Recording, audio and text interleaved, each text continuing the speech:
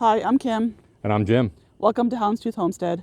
On this channel, we want to take you through the process of us taking raw land and converting it over to our family homestead for us to enjoy and our future generations to enjoy. Jim and I both work full-time jobs, so I'm not going to be able to promise a set schedule of when videos get posted, but we will do our best to get them out as soon as possible. As we have changes or works going on, we will be able to take videos of that and get that up there as soon as possible. And we may do a little bit of jumping around from topic to topic. We have a kind of a schedule that we think we're going to follow, but because things are project-based where things happen at different times, we can't guarantee that every video would be sequentially one after the other. In addition, neither one of us has any kind of audio or video editing skills, so please bear with us. As time goes on, the video and audio hopefully will get a lot better, and the entertainment value of the videos will go up as we learn what's good and what's bad and what to do and what not to do. We hope you'll stick around and see the success we have, the failures we have, maybe a few laughs and maybe a few cries. I hope not, but I think that's kind of part of the process. But we hope you'll stick around and enjoy it with us. The cries are coming. It's just a matter of time. We currently live in what I would classify as a mega neighborhood. It's over 1,500 homes in the neighborhood. As that area has started to develop, it's started to become a little bit more congested.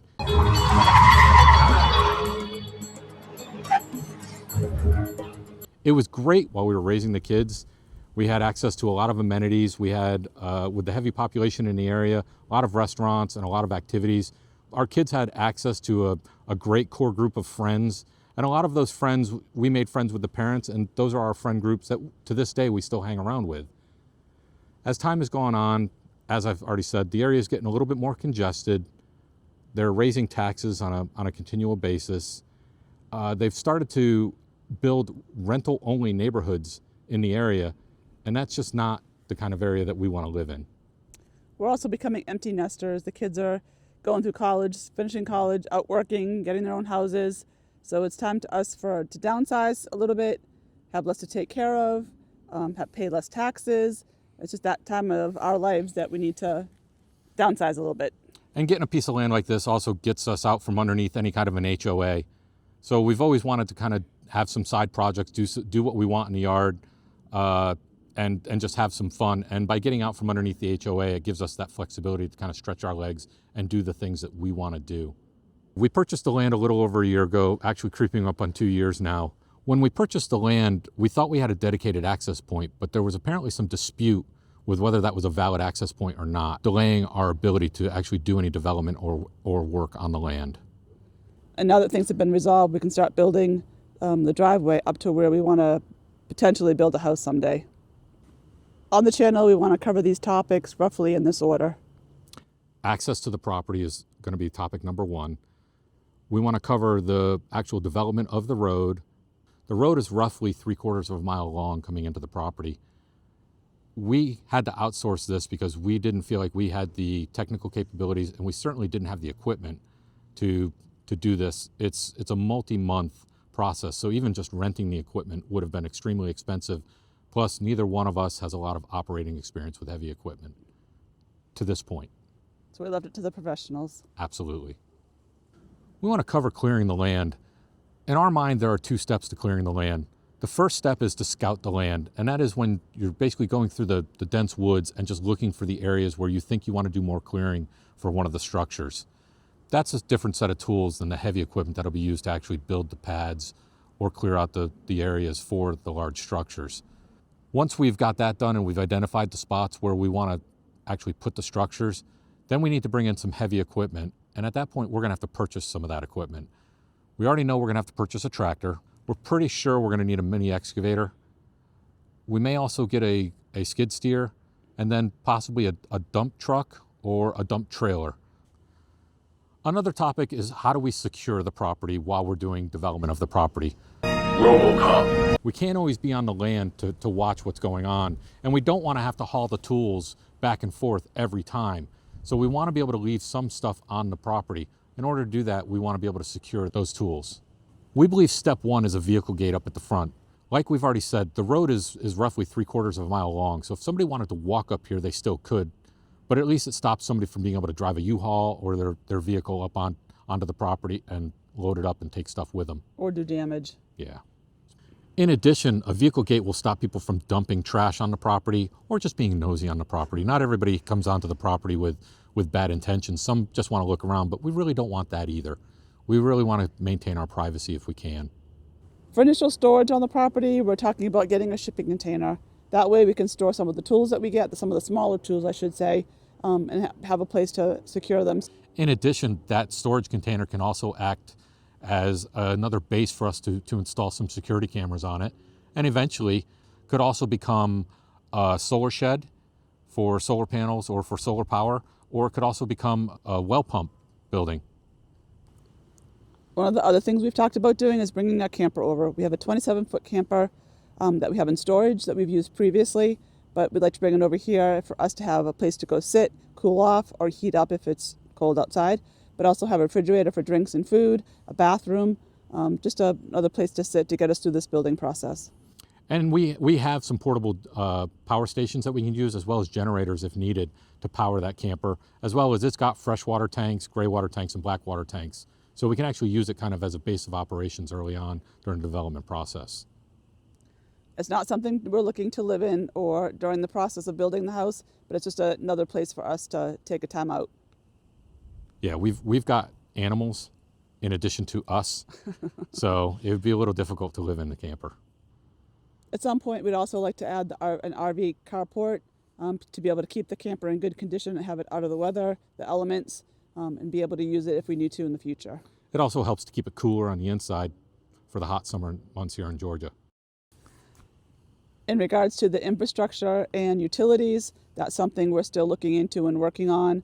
We are going to probably do solar, so whether we do solar, I'll just totally solar, or maybe do a mix of power company and the solar panels. Yeah, we know the power company would come out here. We just don't know if it's going to be economically feasible. $1 million.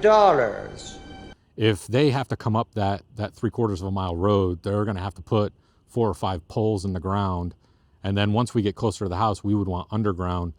It gets relatively expensive pretty quickly, especially with only having one structure on the property. If you have multiple structures, the power company can give you a little bit more leeway and give you a little bit more credit towards it.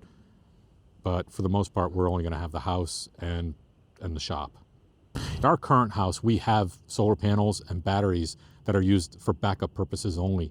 We could easily remove those panels and those batteries from our current house and bring them out here and use them out here. And I suspect that strongly that's what we're going to do. For water, we're fairly confident there's no city or county water out to this area, that we're going to have to dig a well. We don't know how deep the water table is, so that's yet to be determined as to how expensive that'll be, but we do know we have to go through that process. We have a little bit of research in front of us to do. Absolutely. One of the other things we know that we're going to have to look into, and we know we're going to have to get, is a septic tank. The area does not have city septic, so that's something we're going to have to take care of ourselves. And shame on us, one of the things we did not do is we did not get a perk test done during the purchasing process.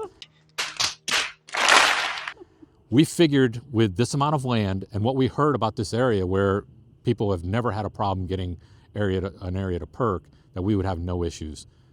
So fingers crossed. Please. We have no access to natural gas, and neither of us want propane on the property. We don't want to have that reliance to have a propane company come out every 6 months to refill a tank for us. So we're going to be going all electric. We feel like the next step is to actually put a barn or a large steel building. We're thinking somewhere in the neighborhood of a 40 by 60. At least 3 times bigger than this. With 2 garage bays in it. That would give us a lot of storage, as well as a place to store some of that larger equipment that we know we're going to have to purchase to keep it out of the elements, as well as keep it safe and secure. One of the other things we've talked about adding is a bathroom, just another place on the property to have a bathroom, and also to put like a small break room, kitchen area, refrigerator, sink, and just have that as another place that we can go sit down for a few minutes as we're out working on the land. And maybe at that point, stop using the camper altogether, especially the camper bathroom. Don't want to use that anymore. Want to avoid those black water tanks as much as possible. I hate those things. And of course, the last step will be building our house. Designing it, we have an idea of what we want to do, but we have nothing down on paper, nothing approved or anything like that. So we still have some work to do on that, but that will be one of the next steps that we'll be discussing with you guys. We know we need something that's pretty energy efficient, especially if we're going to have any kind of reliance on solar. We want to try to reduce the amount of solar equipment that we have to buy and bring in and set up and maintain.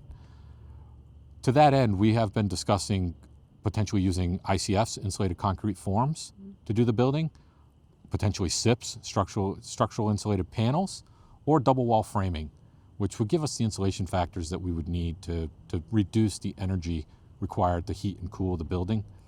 For the mechanicals, we either want to do mini splits, potentially geothermal, which would be my strongest lean if possible, or we could stick with conventional AC if we could find something efficient enough.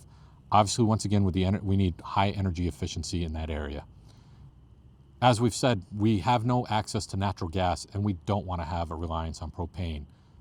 Because we're going to be all electric, that means we want to do heat pump water heaters. We'd also like to do like an inductive stove, if possible. One of the last things that we know we want to do is want to be able to put a pool in. We've been very fortunate over the years to have friends that have opened their house to us and their pool. So it's time to pay some pool time back to our friends. Absolutely. And our kids and our growing family at some point in time. And be able to have that for a place for people to come over and just hang out and enjoy each other. So we don't want to make this video too long. We just wanted to give you a high-level overview of our thoughts of what we want to do. We know things will change as we go along and we learn things and research. There'll be changes along the way, but we hope you'll stick around and enjoy the ride with us. And along those lines, we'd appreciate some comments, some feedback on how we're doing, as well as feedback on the decisions that we're talking about. When we talk about the building technologies or the equipment that we're looking to purchase, we could take any advice that you can give us. We're not experts in either one of those areas, so any advice you can give us, we'll take, and we'd appreciate it. Well, we hope you enjoy this adventure with us, and we look forward to hearing from you, your thoughts, your advice, and we'll see where the adventure takes us. Thanks a lot. Stick around. Have some fun with us.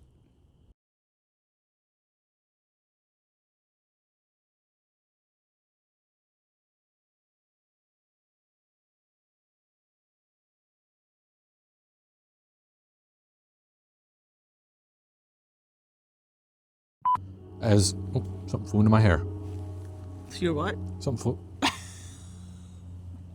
But we will have video of everything that's going on at the property and the changes that are going on, and we'll get them posted as soon as possible. Sorry. We live in currently.